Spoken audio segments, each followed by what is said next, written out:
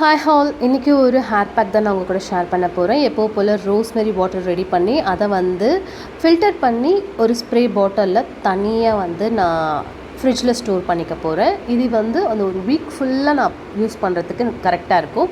And இப்போ இது இருக்கக்கூடிய வெந்தயம் அண்ட் ரோஸ்மெரி லீவ்ஸு, அது மட்டும் இல்லாமல் அதில் கொஞ்சம் கருவேப்பிலையும் அண்ட் புதினாவும் போட்டிருப்பேன். ஸோ இது தயிர் ப்ளஸ் ஒரு முட்டையோடு போட்டு நல்லா அரைச்சி எடுத்துக்கிட்டேன்.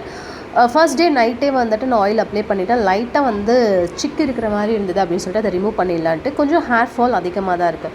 இந்த hair fall body heat and வெயிலில் நம்ம போயிட்டு வர்றது, அடுத்ததாக பார்த்திங்கன்னா நம்ம சரியாக தண்ணி குடிக்கலனாலும் இருக்கும். அண்ட் இந்த டைம் சம்மரில் வெயில் வேறு லெவலில் இருக்குது. அது வேறு லெவல் நமக்கு ஹேர் ஃபால் கொடுக்கும் அப்படின்னு சொல்லலாம்.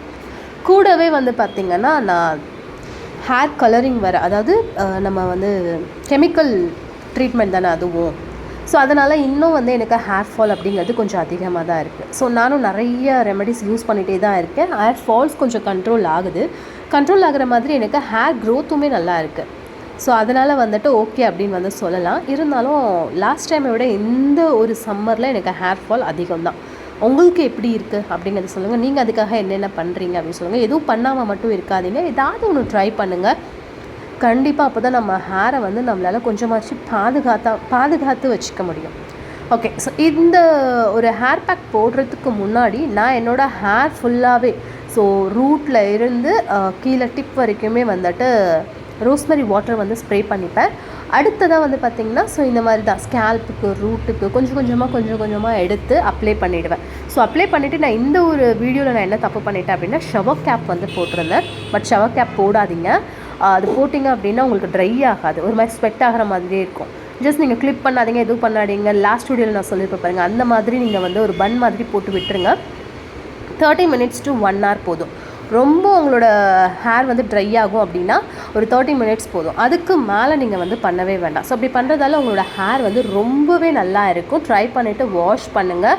வாஷ் பண்ணிவிட்டு ஒரு சீரம் யூஸ் பண்ணுங்கள். ஷாம்பு வாஷும் பண்ணலாம். ஹேர் பேக் யூஸ் பண்ணதுக்கப்புறம் ஹேர் ப்ளைன் வாட்டரில் ஃபஸ்ட்டு நீங்கள் நல்லா வாஷ் பண்ணிவிடுங்க. அதுக்கப்புறம் ஷாம்புவும் கண்டிஷ்னரும் ட்ரை பண்ண மறந்துடாதீங்க. ஸோ நல்லா வெட்டானதுக்கப்புறமா சீரம் அப்ளை பண்ணுங்கள் லென்த்தில். ஸோ இந்த மாதிரி ட்ரை பண்ணுறதால உங்களோட ஹேர் நல்லா சாஃப்டாக சில்கியாக, லைக் இந்த ஒரு சம்மர் டைமில் ஹேர் கேப் யூஸ் பண்ண நீங்கள் யூஸ் பண்ணாதீங்க. ஸோ அதுக்கு ஆஃப்டர் என்னோடய ஹேர் பார்த்திங்கன்னா ரொம்ப சாஃப்டாக சில்கியாக இருந்தது.